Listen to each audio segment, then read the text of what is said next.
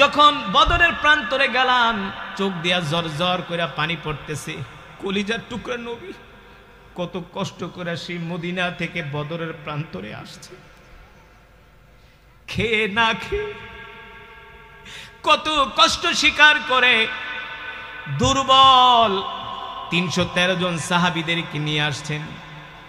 এক একজনের অবস্থা এমন, খাবার না খেতে খেতে এক একজনের শরীরের হাড্ডি জেগে গেছে, গালের ভিতরে গোস্ত নাই, গালের হাড্ডি জেগে গেছে, দেহর হাড্ডিগুলো জেগে গেছে। কারণ সাহাবীরা তো 3 বেলা আমাদের মতো খেতে পারতেন না।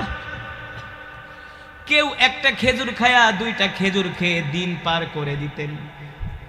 এমনও আছে অনেক সাহাবীরা 2 দিন পর্যন্ত কিছু খেতে পেতেন না। এত কষ্ট করেছেন সাহাবীরা। এমন 313 জন দুর্বল সাহাবী নিয়ে আল্লাহর নবী যখন বদরের প্রান্তরে আসলেন, সাহাবীরা আল্লাহর নবীকে খবর দিলেন, ওগো আল্লাহর রাসূল, আমরা তো 313 জন, আর আবু জেহেলরা হলো 1000। আবু জেহেলরা হলো 1000। এই কথা শোনার পরে আল্লাহর রাসূল কিছুটা ভেঙে পড়লেন। আল্লাহর রাসূল চিন্তায় পড়ে গেলেন, টেনশনে পড়ে গেলেন।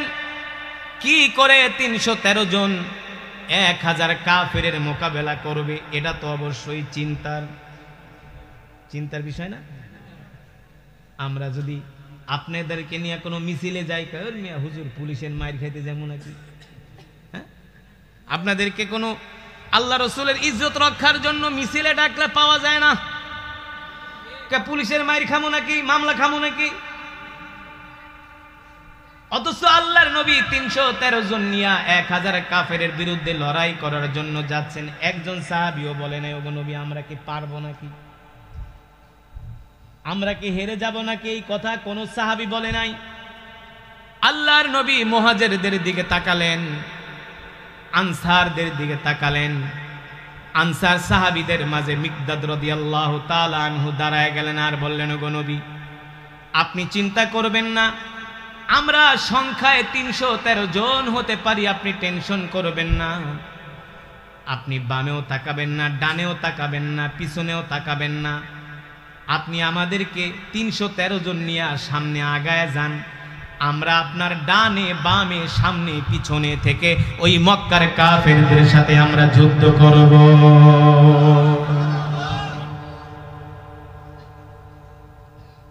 এবার আল্লাহর নবী মুহাজিরদের দিকে তাকালেন, মুহাজিরদের পক্ষ থেকে দাঁড়ায় বললেন, গো আল্লাহর নবী আমরা ওই বনি ইসরাইলদের মতো এই কথা বলবো না, যেই কথা তারা পয়গম্বর মুসা আলাইহিস সালামকে বলছে, মুসা যাও যাও তোমরা যায়া তোমার আল্লাহর জন্য যুদ্ধ করো, বিজয় অর্জন করতে পারলে মিষ্টি নিয়ে এসে আমরা মিষ্টি খাবো। নাউজুবিল্লাহ। এই কথা আমরা আপনাকে বলবো না। আমরা মুহাজিররা আপনাকে আশ্বস্ত করছি, আমরা ডানে বামে সামনে পিছনে আপনার সাথে লড়াই করব, এক বিন্দু রক্ত থাকা পর্যন্ত আমরা ময়দান থেকে চলে যাব না। আল্লাহ নবী বলে, তাহলে আসো আমার কাছে বায়াত গ্রহণ করো। কি করো? 313 জন সাহাবী আল্লাহ রাসূলের হাতে বায়াত গ্রহণ করলেন। যখন 313 জন সাহাবী আল্লাহ রাসূলের হাতে হাত রাখলেন, আল্লাহ তাআলা ডাক দিয়া বললেন, হাবিব এখানে শুধু 313 জনের হাতই না, এখানে আমার রবের কুদরতি হাতও আপনার সাথে রয়েছে। নেতা কাকে বলে? আমাদের নেতা কে? ট্রাম্প, মোদির বাচ্চা কে? Putin, Xi Jinping. আর এরা তো কাফের।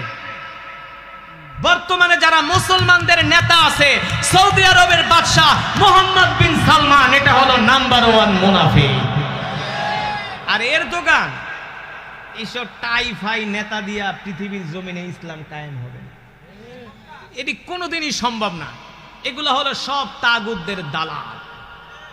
আর আমাদের ইউনুস, এটা তো গনার বাইরে। এগুলো দিয়ে কখনো পৃথিবীর জমিনে ইসলাম তো দূরের কথা, মুসলমানদের কোনো কল্যাণ হয় নাই, হবেও না। এই পৃথিবীর জমিনে শান্তি কায়েম করতে হলে মদিনার ইসলামকে কায়েম করতে হবে। ঠিক কিনা বলেন?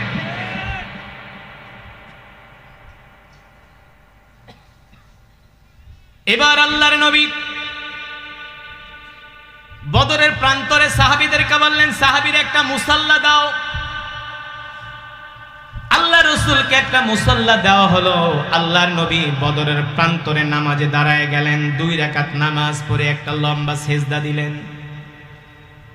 যুবক, ভালো করে শোনো, তোমার আমার নেতা বিশ্ব নবী কেমন ছিলেন? তিনি সেজদা দিয়ে আল্লাহ তাআলার কাছে কান্না করতেছে, আল্লাহ 13 বছর মেহনত কইরা, কত বছর? 13 বছর মেহনত কইরা আল্লাহ 313 জন জোগাড় করছি। কতজন? যদি তুমি আজকের যুদ্ধে আমাদেরকে হারায় দাও আল্লাহ, তাহলে এই পৃথিবীর জমিনে আমাদের নাম নিশানা থাকবে না। আল্লাহ তাআলা আপনি আমাদেরকে সাহায্য করেন।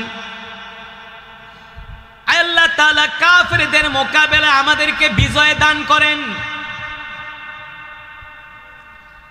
আল্লাহ তাআলা কোরআনুল কারীমের সূরা নিসার মধ্যে, আল্লাহ তাআলা কোরআনুল কারীমের সূরাতুল আলে ইমরানের মধ্যে আল্লাহ তাআলা আয়াত নাযিল করে দিলেন, বালা ইন তাসবিরু ওয়া তাত্তাকু ওয়া ইয়াতুকুম মিন ফাওরিহিম হাদা ইউমদিদুকুম রাব্বুকুম বিখামসাতি আলাফিন মিনাল মালাইকাতি মুসাউইমিন। আল্লাহু আকবার।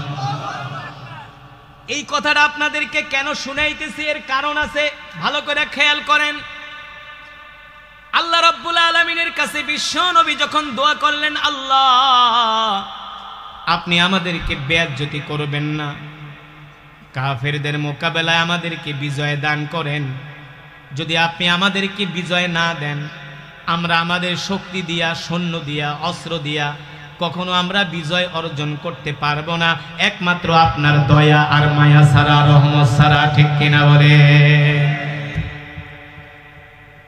আল্লাহ রাব্বুল আলামিন কোরআনুল কারীমের আয়াত নাযিল করে দিলেন, বালা ইন তাসবিরু ওয়া তাত্তাকু ওয়া ইয়াতুকুম মিন ফাওরিহিম হাদা ইউমদিদুকুম রাব্বুকুম বিখামসাতি আলাফিন মিনাল মালাইকাতি মুসাউইমিন।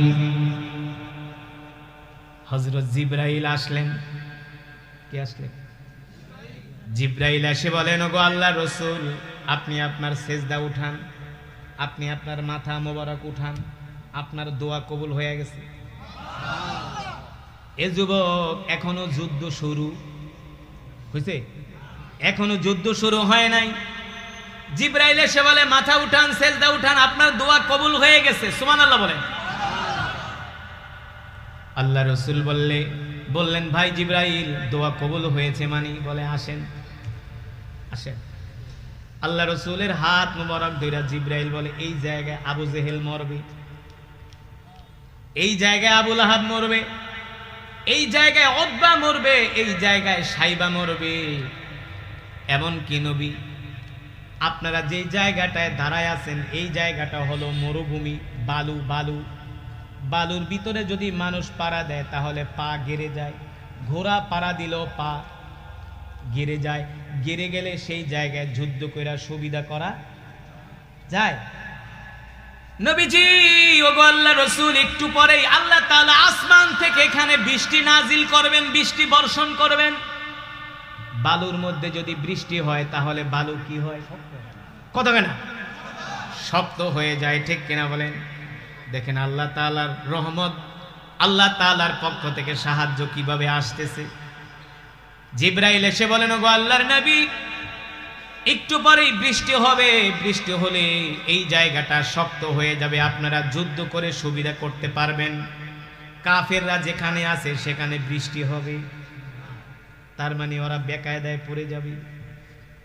ওগো আল্লাহর নবী, এটা তো হলো আপনার জন্য একটা ফার্স্ট সুসংবাদ। দ্বিতীয় সুসংবাদ হলো, যখন যুদ্ধ শুরু হয়ে যাবে আল্লাহ তাআলা ওয়ায়ুমদিদুকুম রাব্বুকুম বিখামসাতি আলাফিন মিনাল মালাইকাতি মুসাউইমিন, আল্লাহ তাআলা আসমান থেকে আপনাদের জন্য 5000 ফেরেশতা পাঠিয়ে দিবে। যেই 5000 ফেরেশতা আপনাদের সাথে যুদ্ধ করবে। আর আস্তে কোন সুবহানাল্লাহ, কয় হাজার? জোরে বলেন, কয় হাজার? সেই পাহাড়টা বদরের প্রান্তরে, যেখানে শুহাদায়ে বদর, সেই বদরের মসজিদ থেকে মাত্র 2 কিলোমিটার দূরে সেই পাহাড়ের নাম হলো জাবালে মালাইকা। জাবালে, এই পাহাড়টা আমি আমার এবার নিজের চোখে দেখে আসছি, এই পাহাড়টা। সৌদি আরবের যত পাহাড় আছে সবগুলো হলো পাথরের পাহাড়। কিসের পাহাড়? কিন্তু ওই জাবালে মালাইকাটা হলো বালুময় পাহাড়। দেখবেন পাথরগুলো মনে হয় কোনো মেশিন দিয়া গুঁড়া করছে, পাউডার হয়ে গেছে, পাউডার। সেই পাহাড় হলো পাথরের পাহাড়, কিন্তু সেই পাহাড়ের মধ্যে কোনো আস্ত পাথর নাই, পুরা পাহাড়টা হলো। আল্লাহ তাআলার প্রিয় বান্দারা, দীর্ঘক্ষণ সময় আমি কোরআনুল কারীমের তেলাওয়াত করেছি, আপনারা শুনছেন? কথা বলে না? আমি যতক্ষণ করব ওয়াজ, আপনাদের দিতে হবে আওয়াজ। কথা বলে না? যদি আওয়াজ দিতে না পারেন তাহলে বুঝবো আপনাদের ঈমান দুর্বল। এখন আর মুসলমানের চুপ করে থাকার সময় নাই। সারা পৃথিবীতে মুসলমানদের জাগরণ শুরু হয়েছে, ঠিক কিনা বলেন? সেই আটলান্টিক থেকে শুরু করে বঙ্গোপসাগর, সেই বঙ্গোপসাগর থেকে শুরু করে আরব সাগর, প্রতিটা দ্বীপে, প্রতিটা অঞ্চলে, প্রতিটা ভূমির মুসলমান আল্লাহর জমিনে আল্লাহর কোরআনের শাসন চায়, ঠিক কিনা? যে কোরআন আমি আপনাদের সামনে তেলাওয়াত করলাম, মুসলমান কেমন লেগেছে? আরো জোরে বলেন, কেমন লেগেছে? যেই কোরআনের তেলাওয়াত শুনলে পাথরের মতো হৃদয়টা মোমের মতো গলে যায়। যদি সেই কোরআনের শাসন আল্লাহর জমিনে প্রতিষ্ঠিত হয়ে যায়, কতই না শান্তি হবে, ঠিক কিনা বলেন?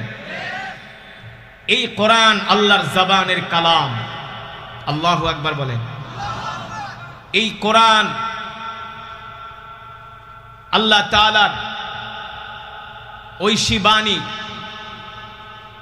যেই কোরআন আল্লাহ তাআলা বিশ্ব নবীর উপর নাজিল করেছেন আমাদের হেদায়েতের জন্য, আমাদের মুক্তির জন্য। মুক্তি কাকে বলে?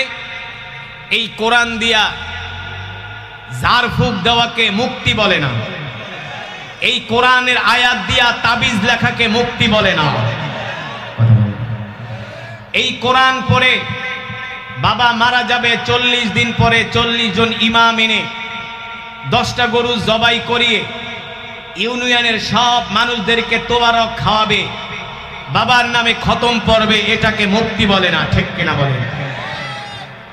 মুক্তি বলে আল্লাহর জমিনে যখন আল্লাহর কোরআনের রাজ কায়েম হয়ে যাবে আর বাতিল শক্তিগুলো এই পৃথিবীর জমিন থেকে দূরীভূত হবে, যখন তাদের এই পৃথিবীর জমিনে গণতন্ত্র নামক, রাজতন্ত্র নামক, সমাজতন্ত্র নামক এই সমস্ত তন্ত্র মন্ত্র দিয়া এই ভূখণ্ডের, এই জমিনের, এই পৃথিবীর মানুষগুলোকে অত্যাচার করা হয়, নির্যাতন করা হয়, জুলুম করা হয়, এই জুলুম থেকে যদি বাঁচতে হয় আল্লাহর জমিনে আল্লাহর কোরআনের রাজ কায়েমের কোনো বিকল্প নাই। এই কারণে আল্লাহ রাব্বুল আলামিন কোরআনুল কারীমের মধ্যে বলেন,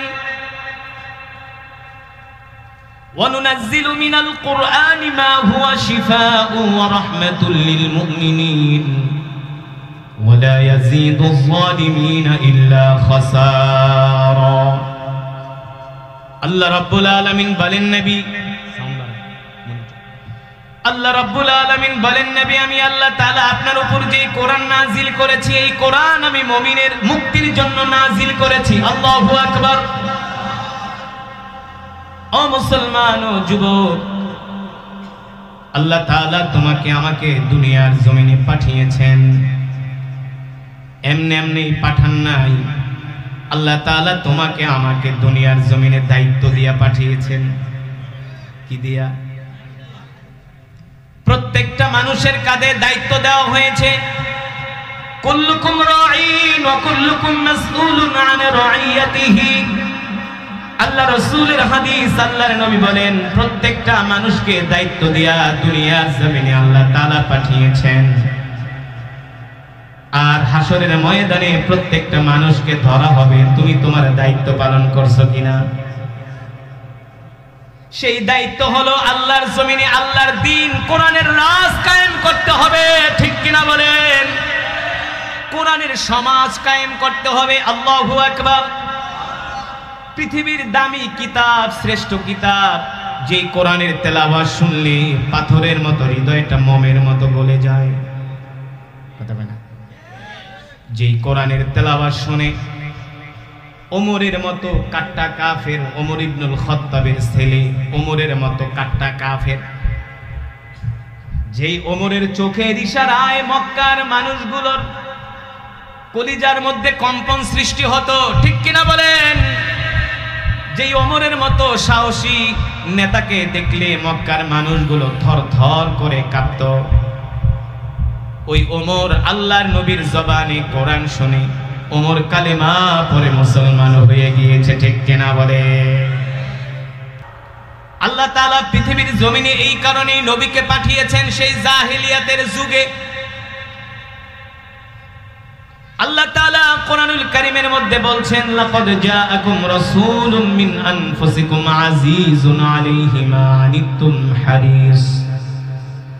হারিসুন আলাইকুম বিল মুমিনিনা রাউফুর রহিম ফাইন তাওয়াল্লাউ ফাকুল হাসবিয়াল্লাহু লা ইলাহা ইল্লা হু আলাইহি তাওয়াক্কালতু ওয়া হুয়া রাব্বুল আরশিল আযীম। আল্লাহ রাব্বুল আলামিন বলেন, এ দুনিয়ার মানুষ, আমি আল্লাহ তাআলা তোমাদের মধ্য থেকে তোমাদের জন্য এমন একজন নবী পাঠিয়েছি। সুবহানাল্লাহ বলেন। সেই বিশ্ব নবী রহমাতুল লিল আলামিন হলো আমাদের নেতা। কথা বলেন। নেতা যদি ভালো হয়, ওই নেতার দ্বারা সমাজের মানুষ উপকৃত হয়। কথা বলেন।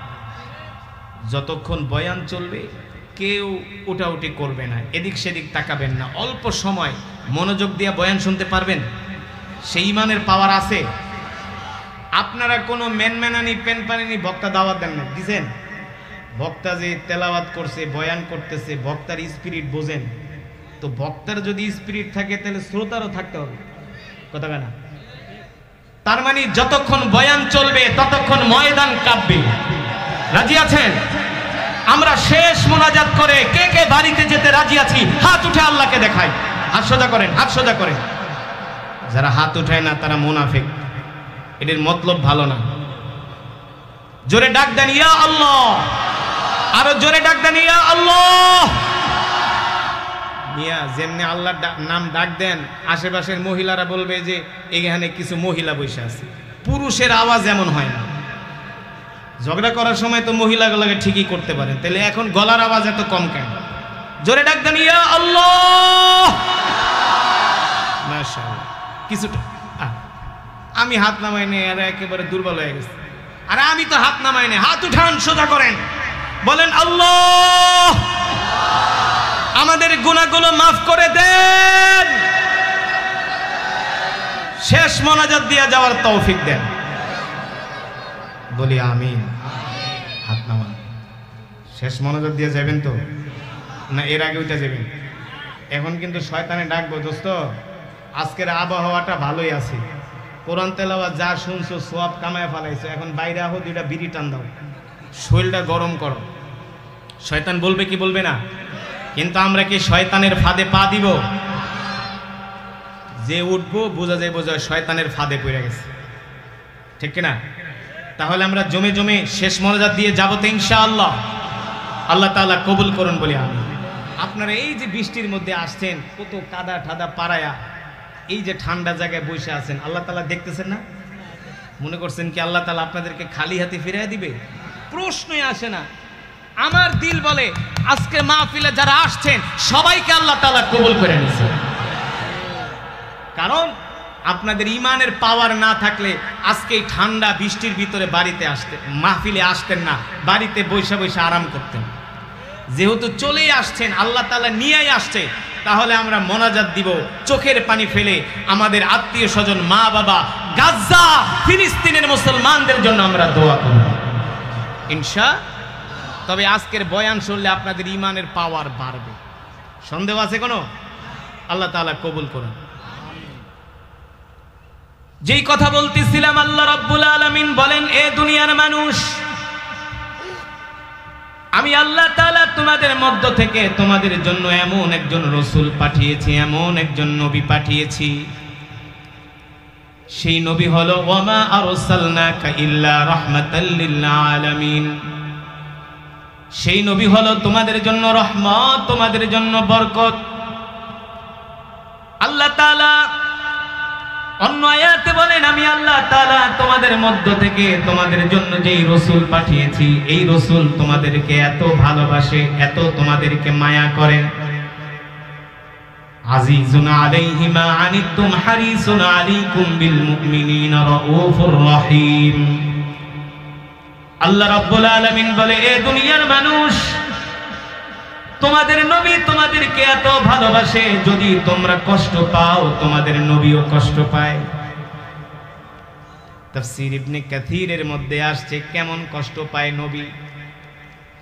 দেখবেন মা যদি ছোট বাচ্চা নিয়ে হেঁটে যায়, ছোট বাচ্চার পায়ের মধ্যে যদি কাঁটা বসে, কাঁটার খোঁচা খাওয়ার সাথে সাথে বাচ্চাটা যখন উফ করে, বাচ্চাটার উফের শব্দ যতটুকুন আওয়াজ হয় তার চাইতে আরো দ্বিগুণ শব্দ হয় মায়ের আওয়াজ। মাও উফ করে, মনে হয় বাচ্চার পায়ের মধ্যে কাঁটা বিদ্ধ হয় নাই, মার কলিজার মধ্যে কাঁটা বিদ্ধ হয়েছে। কথা বলেন। আল্লাহ রাব্বুল আলামিন বলেন, তোমাদের নবী তোমাদেরকে তোমার মায়ের চেয়েও ভালোবাসে, তোমার বাবার চেয়েও ভালোবাসে। আল্লাহু আকবার। এই যুবক, আমরা হলাম সেই বিশ্ব নবীর উম্মত। একটু আগে যেই কথা বলছিলাম, নেতা যদি ভালো হয়, কি হয়? নেতা যদি আল্লাহওয়ালা হয়, নেতা যদি চরিত্রবান হয়, তাহলে নেতা দোয়া করলে আল্লাহ তাআলার পক্ষ থেকে রহমত নাজিল হয়, ঠিক কিনা? কিন্তু বিগত দিনে আমাদের যারা নেতা ছিলেন, একটারও চরিত্রের ঠিক নাই, একটারও চরিত্রের ঠিক নাই। কিন্তু আপনার আমার নেতা বিশ্বনবী রাহমাতুল লিল আলামিন কেমন ছিলেন? মুসলমান, কেমন নেতার কোয়ালিটি হতে হয়, কেমন নেতার চরিত্র হতে হয়। আল্লাহর নবী বিশ্বনবী রাহমাতুল লিল আলামিন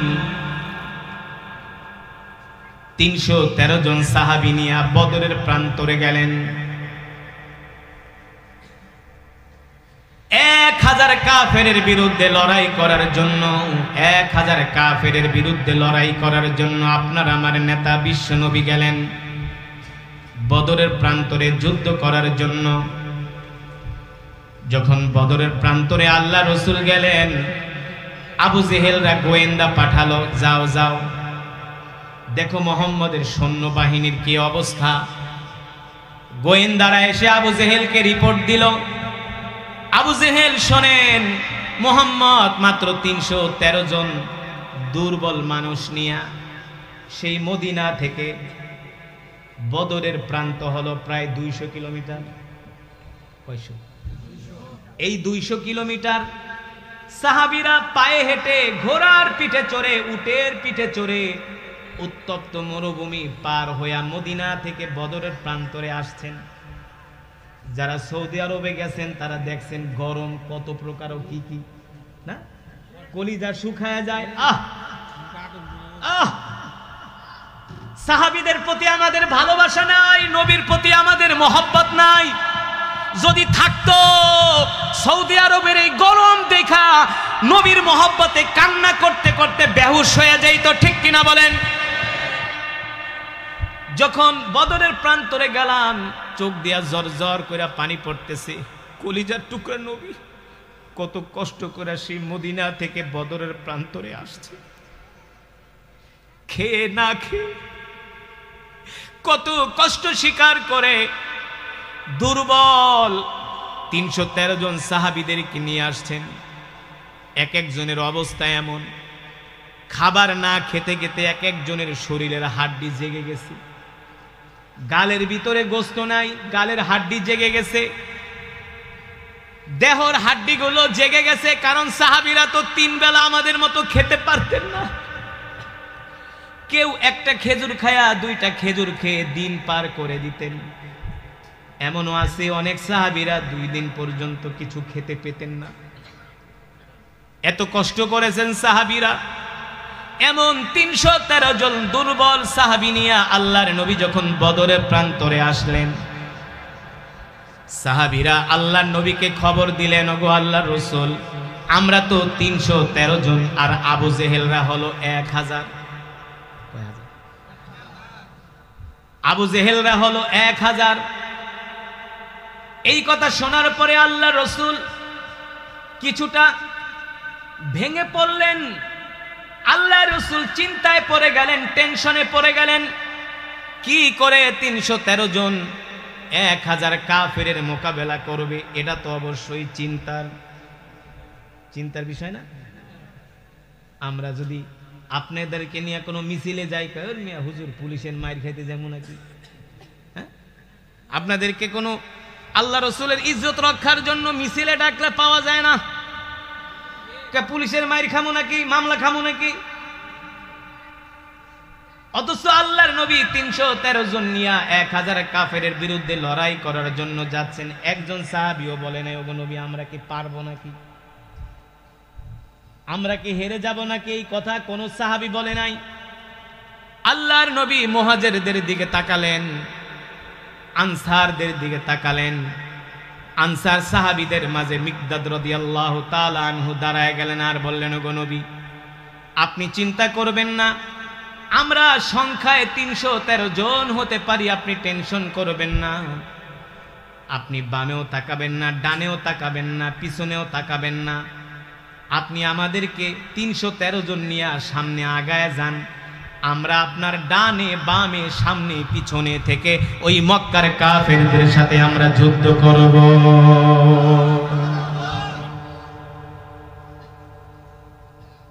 এবার আল্লাহর নবী মুহাজিরদের দিকে তাকালেন, মুহাজিরদের পক্ষ থেকে দাঁড়ায় বললেন, গো আল্লাহর নবী আমরা ওই বনি ইসরাইলদের মতো এই কথা বলবো না, যেই কথা তারা পয়গম্বর মুসা আলাইহিস সালামকে বলছে, মুসা যাও যাও তোমরা যায়া তোমার আল্লাহর জন্য যুদ্ধ করো, বিজয় অর্জন করতে পারলে মিষ্টি নিয়ে এসে আমরা মিষ্টি খাবো। নাউজুবিল্লাহ। এই কথা আমরা আপনাকে বলবো না। আমরা মুহাজিররা আপনাকে আশ্বস্ত করছি, আমরা ডানে বামে সামনে পিছনে আপনার সাথে লড়াই করব, এক বিন্দু রক্ত থাকা পর্যন্ত আমরা ময়দান থেকে চলে যাব না।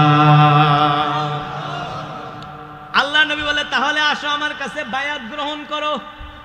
কি করো? 313 জন সাহাবী আল্লাহ রাসূলের হাতে বায়াত গ্রহণ করলেন। যখন 313 জন সাহাবী আল্লাহ রাসূলের হাতে হাত রাখলেন, আল্লাহ তাআলা ডাক দিয়া বললেন, হাবিব এখানে শুধু 313 জনের হাতই না, এখানে আমার রবের কুদরতি হাতও আপনার সাথে রয়েছে। নেতা কাকে বলে? আমাদের নেতা কে? ট্রাম্প, মোদির বাচ্চা কে? Putin, Xi Jinping. আর এরা তো কাফের। বর্তমানে যারা মুসলমানদের নেতা আছে, সৌদি আরবের বাদশা মোহাম্মদ বিন সালমান, এটা হলো নাম্বার 1 মুনাফিক। আর এরদোগান এইসব টাইফাই নেতা দিয়া পৃথিবীর জমিনে ইসলাম কায়েম হবে না, এটি কোনোদিনই সম্ভব না। এগুলো হলো সব তাগুতদের দালাল। আর আমাদের ইউনুস, এটা তো গনার বাইরে। এগুলো দিয়ে কখনো পৃথিবীর জমিনে ইসলাম তো দূরের কথা, মুসলমানদের কোনো কল্যাণ হয় নাই, হবেও না। এই পৃথিবীর জমিনে শান্তি কায়েম করতে হলে মদিনার ইসলামকে কায়েম করতে হবে, ঠিক কিনা বলেন?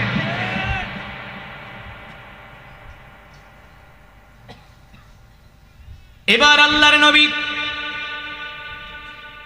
বদরের প্রান্তরে সাহাবীদেরকে বললেন, সাহাবীর একটা মুসাল্লা দাও। আল্লাহ রাসূলকে একটা মুসাল্লা দেওয়া হলো। আল্লাহর নবী বদরের প্রান্তরে নামাজে দাঁড়ায় গেলেন, 2 রাকাত নামাজ পড়ে একটা লম্বা সেজদা দিলেন। যুবক ভালো করে শোনো, তোমার আমার নেতা বিশ্ব নবী কেমন ছিলেন? তিনি সেজদা দিয়ে আল্লাহ তাআলার কাছে কান্না করতেছে, আল্লাহ 13 বছর মেহনত কইরা কত বছর? 13 বছর মেহনত কইরা আল্লাহ 313 জন জোগাড় করছি। কতজন? যদি তুমি আজকের যুদ্ধে আমাদেরকে হারায় দাও আল্লাহ, তাহলে এই পৃথিবীর জমিনে আমাদের নাম নিশানা থাকবে না। আল্লাহ তাআলা আপনি আমাদেরকে সাহায্য করেন। আল্লাহ তাআলা কাফেরদের মোকাবেলায় আমাদেরকে বিজয় দান করেন। আল্লাহ তাআলা কোরআনুল কারীমের সূরা নিসার মধ্যে, আল্লাহ তাআলা কোরআনুল কারীমের সূরাতুল আলে ইমরানের মধ্যে আল্লাহ তাআলা আয়াত নাযিল করে দিলেন, বালা ইন তাসবিরু ওয়া তাত্তাকু ওয়া ইয়াতুকুম মিন ফাওরিহিম হাদা ইউমদিদুকুম রাব্বুকুম বিখামসাতি আলাফিন মিনাল মালাইকাতি মুসাউইমিন। আল্লাহু আকবার। এই কথাটা আপনাদেরকে কেন শুনাইতেছি, এর কারণ আছে, ভালো করে খেয়াল করেন। আল্লাহ রাব্বুল আলামিনের কাছে বিশ্ব নবী যখন দোয়া করলেন, আল্লাহ আপনি আমাদেরকে বেয়াজ্জতি করবেন না, কাফেরদের মোকাবেলায় আমাদেরকে বিজয় দান করেন। যদি আপনি আমাদেরকে বিজয় না দেন, আমরা আমাদের শক্তি দিয়া, সৈন্য দিয়া, অস্ত্র দিয়া কখনো আমরা বিজয় অর্জন করতে পারবো না, একমাত্র আপনার দয়া আর মায়া ছাড়া, রহমত ছাড়া। ঠিক কিনা বলে? আল্লাহ রাব্বুল আলামিন কোরআনুল কারীমের আয়াত নাযিল করে দিলেন, বালা ইন তাসবিরু ওয়া তাত্তাকু ওয়া ইয়াতুকুম মিন ফাওরিহিম হাদা ইউমদিদুকুম রাব্বুকুম বিখামসাতি আলাফিন মিনাল মালাইকাতি মুসাউইমিন। হযরত জিবরাইল আসলেন। কে আসলেন? জিবরাইল এসে বলেন, ওগো আল্লাহর রাসূল, আপনি আপনার সেজদা উঠান, আপনি আপনার মাথা মোবারক উঠান, আপনার দোয়া কবুল হয়ে গেছে। এ যুবক, এখনো যুদ্ধ শুরু হয়েছে? এখনো যুদ্ধ শুরু হয় নাই।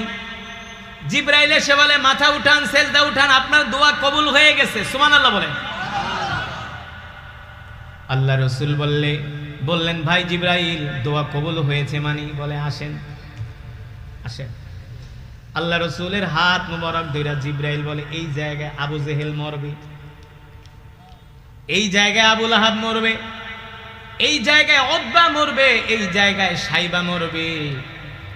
এমন কি নবী, আপনারা যে জায়গাটায় দাঁড়ায় আছেন এই জায়গাটা হলো মরুভূমি, বালু বালু, বালুর ভিতরে যদি মানুষ পাড়া দেয় তাহলে পা গেড়ে যায়, ঘোড়া পাড়া দিলেও পা গেড়ে যায়, গেড়ে গেলে সেই জায়গায় যুদ্ধ করা সুবিধা করা যায়।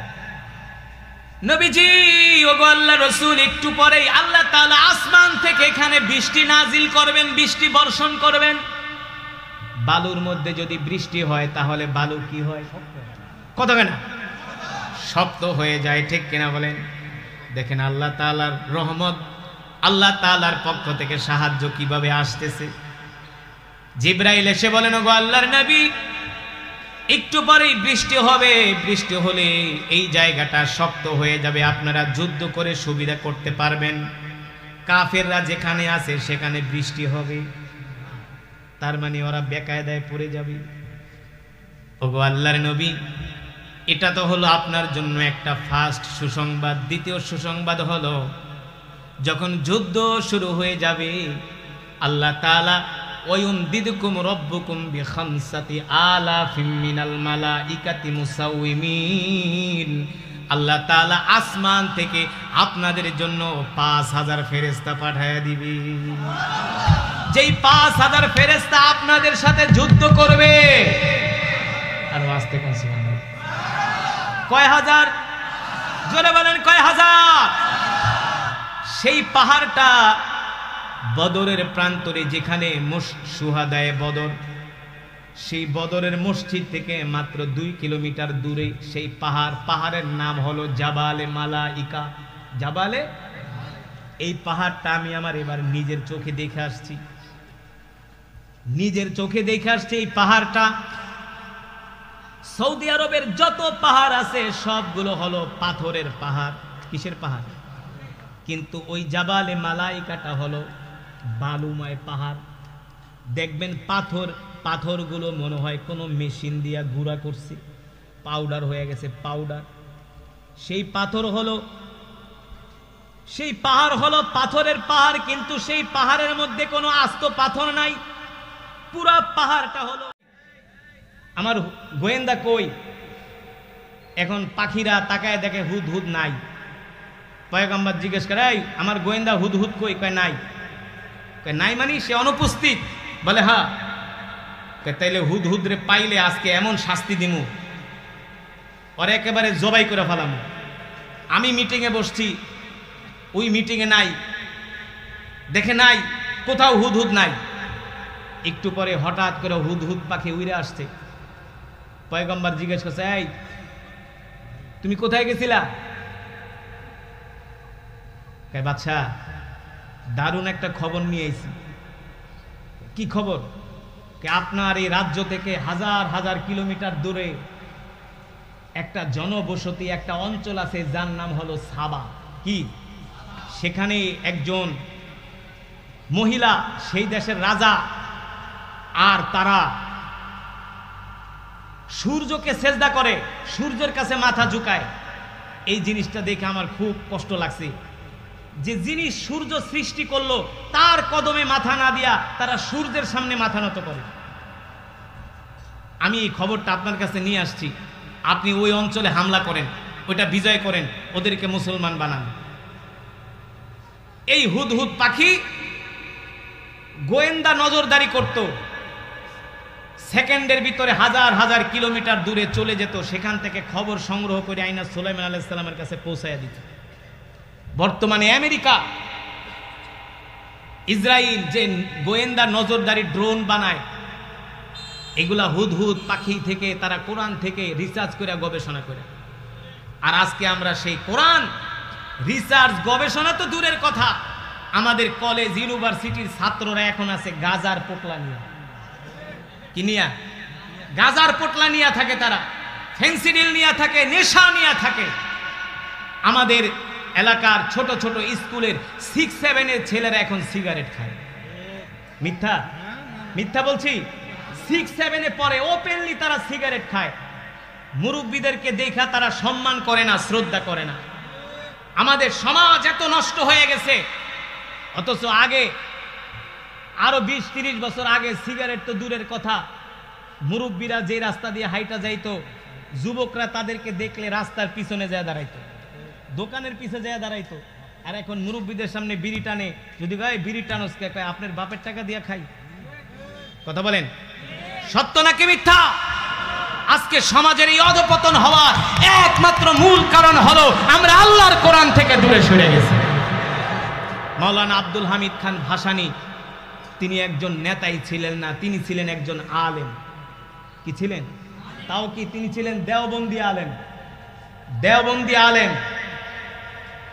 তিনি কত সাধারণ জীবন যাপন করছে, একটা ভাঙ্গা ঘরের মধ্যে তিনি বাস করছেন, নিজের হাতে তিনি লাকড়ির চুলায় রান্না করছেন, সনের ঘরে থাকছে। আর আমাদের দেশের এখন নেতা খাতারা নির্বাচনের আগে রিক্সা দিয়া ঘোরে, আর নির্বাচন গেলে গা তারা প্রাডো আর মার্সিডিজ গাড়ি লইয়া ঘোরে, মনে হয় আর বাপ দাদার কেলার সম্পদ।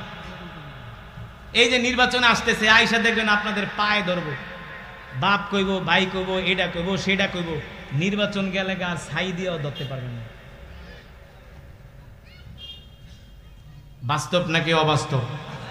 একটাও কি ব্যক্তি স্বার্থে কথা বলছি? হ্যাঁ, একটাও বানায় বানায় বলছি? কথার সাথে বাস্তবতার সাথে মিল আছে কি আছে না?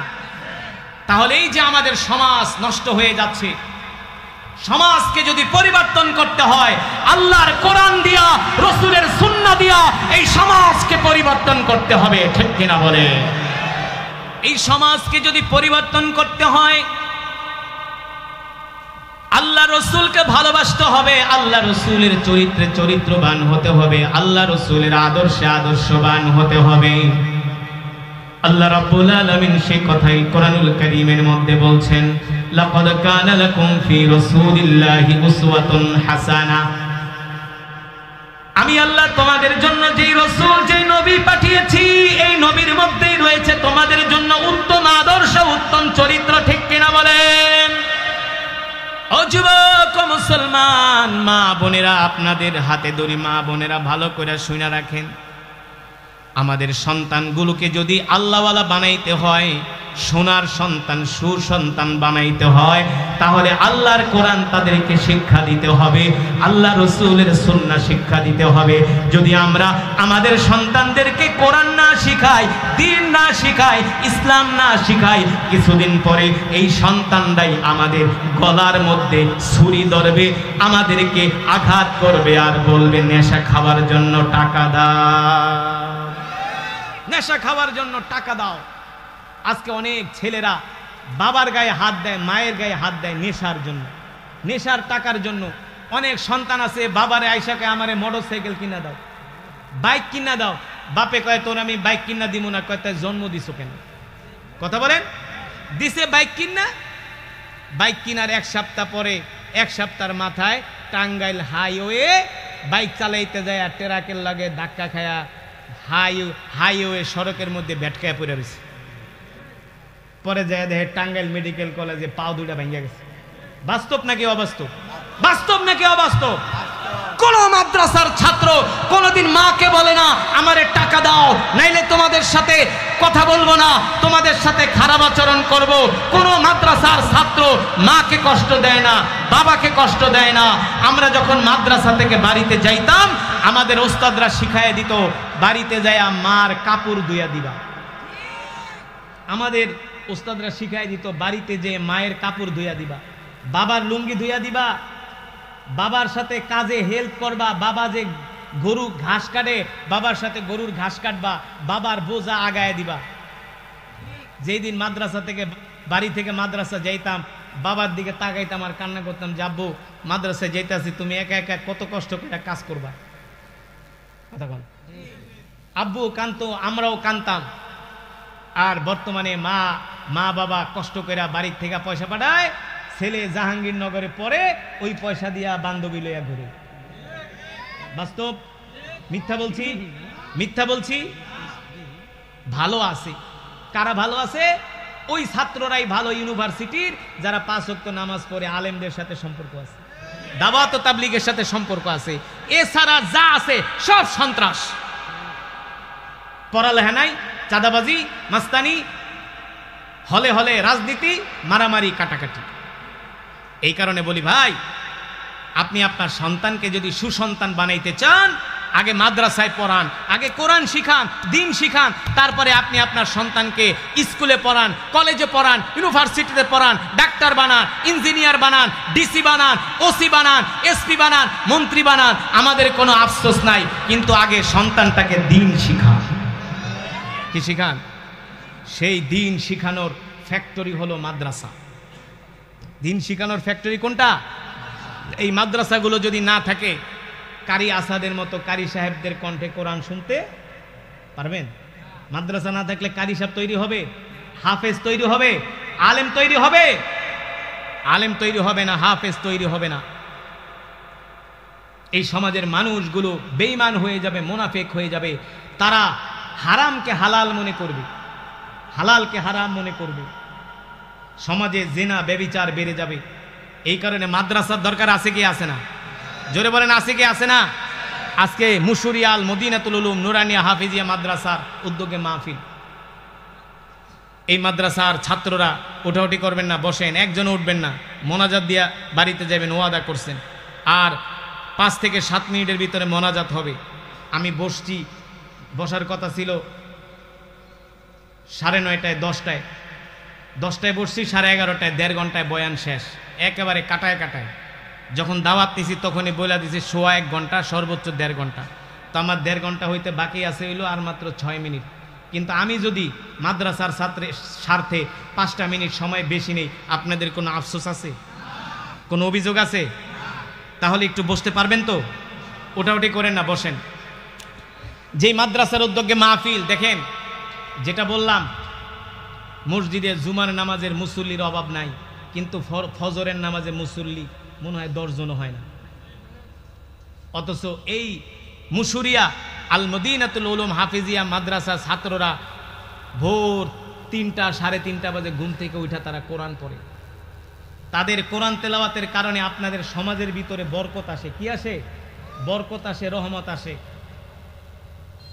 যেই সমাজের ভিতরে মাদ্রাসা আছে ওই সমাজের মানুষগুলাকে আল্লাহ তাআলা বিপদ থেকে হেফাজত করে, কারণ তাদের কোরআন তেলাওয়াতের কারণে, দোয়ার কারণে আল্লাহ তাআলা আযাব গজব দূর করে দেয়। সমাজের মানুষগুলাকে ধনী বানায় দেয়। ধনী কি বানায় দেয়? ধনী। মনে করেন আপনাদের এলাকার একজনের বড় একটা রোগ হইতো, কিন্তু এই সমাজে কোরআন তেলাওয়াত হওয়ার কারণে, মাদ্রাসা থাকার কারণে আল্লাহ তাআলা ফেরেশতাদেরকে বলে, এই ফেরেশতা, এই সমাজে কোনো রোগ বালাই, কোনো গজব দিস না, কারণ আমার এই বান্দাটা মাদ্রাসায় সাহায্য করে, মাদ্রাসাকে ভালোবাসে। যে সমাজে মাদ্রাসা আছে ওই সমাজের ভিতরে আল্লাহ তাআলার রহমত বরকত নাজিল হয়। তাহলে আপনারা মাদ্রাসাকে ভালোবাসেন কি বাসেন না? ভালোবাসেন। কে কে বাসেন? হাত উঠে আল্লাহকে দেখান, হাত উঠান, হাত সোজা করেন, একেবারে তীরের মতো সোজা করেন, আঙ্গুরগুলো লাড়ান, হাতগুলো লাড়ান এইভাবে। মাশাআল্লাহ। একটু ব্যায়াম করেন, 1.5 ঘন্টা বসে বসে ওয়াজ শুনছেন। মাশাআল্লাহ, মাশাআল্লাহ। হাত মুট করেন, মুট করেন, মুট করেন। বিসমিল্লাহ বলেন, বিসমিল্লাহির রহমানির রহিম। বিসমিল্লাহ বলছেন। এবার 2 হাত। আল্লাহুম্মা আমিন। আলহামদুলিল্লাহি রাব্বিল আলামিন। والصلاة والسلام على سيد الأنبياء والمرسلين وعلى آله وصحبه أجمعين. ربنا ظلمنا أنفسنا وإن لم تغفر لنا وترحمنا لنكونن من الخاسرين. يا أول الأولين يا آخر الآخرين يا ذا القوة المتين يا راحم المساكين يا أرحم الراحمين يا أرحم الراحمين يا أرحم الراحمين يا علي يا عظيم يا حليم يا كريم يا رب لك الحمد كما ينبغي لجلال وجهك وعظيم سلطانك. ربنا ظلمنا أنفسنا وإن لم تغفر لنا وترحمنا لنكونن من الخاسرين. ربنا آتنا في الدنيا حسنة وفي الآخرة حسنة وقنا عذاب النار. اے رب العالمین مہربانی کرے আজকের এই মাহফিলকে কবুল করে নেন। আল্লাহ তাআলা এই মাহফিলের সওয়াব কোটি কোটি গুণ বানিয়ে প্যারা নবীজির রওজায়ে আতহারে পৌঁছে দেন। প্যারা নবীজির পরিবার পরিজন আহলে বাইতদের আর রাহবাকান হাদিয়া পৌঁছে দেন। আল্লাহ তাআলা মেহেরবানি করে বদরের সাহাবী, উহুদের সাহাবী, খন্দকের সাহাবী, যে সমস্ত সাহাবীদের বুকের তাজা রক্তের বিনিময়ে আমরা ইসলাম পেয়েছি, সমস্ত সাহাবা আজমাইনদের আর রাহবাকার হাদিয়া পৌঁছে দেন। আল্লাহ তাআলা মেহেরবানি করে আজকে যেই মুশরিয়া মদিনাতুল উলুম হাফিজিয়া মাদ্রাসার উদ্যোগে যে মাহফিল হয়েছে, মাহফিলকে আল্লাহ তাআলা আপনি কিয়ামত পর্যন্ত কবুল করে নেন। আল্লাহ তাআলা মাদ্রাসা কমিটিকে কবুল করে নেন। আল্লাহ